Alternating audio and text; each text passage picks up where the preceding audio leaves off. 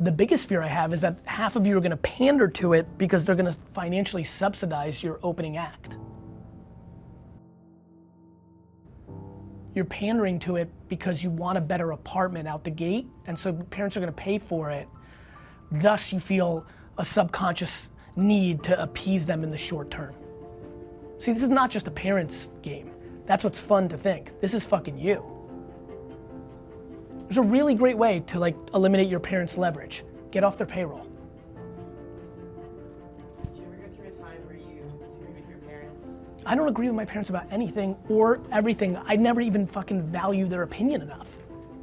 I got off their payroll and fucking put them on my payroll.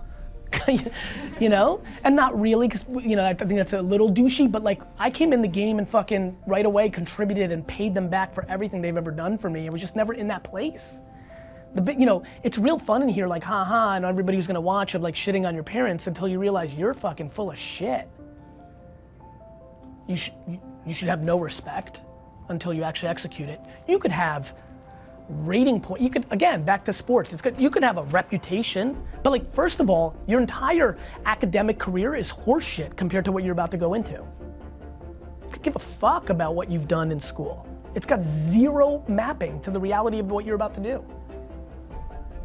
So that's one. And then two, get off their payroll. Fake environments. And they want you on their payroll if they can afford it, because then they have control. Then you can do the things that makes them feel good to say to their friends. You wanna be happy, get off your parents' payroll. It's much more fun to take the subway and have 3 shitty roommates than to be psychologically controlled by your parents.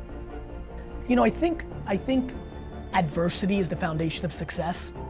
And I think my whole childhood had adversity. I didn't speak the language. I wasn't physically a menace. You know, I was terrible at school. Like, I feel like by the time I kind of like hit the game, it was all upside. Like, the reason I couldn't hear anybody anymore was because what they were saying wasn't super interesting. The biggest vulnerability everybody has here is they're worried about somebody else's judgment. The reason there's no moment of clarity is you don't want to jump. You don't want to jump because you're worried if you lose what people are going to say, starting with your parents, your friends, your contemporaries.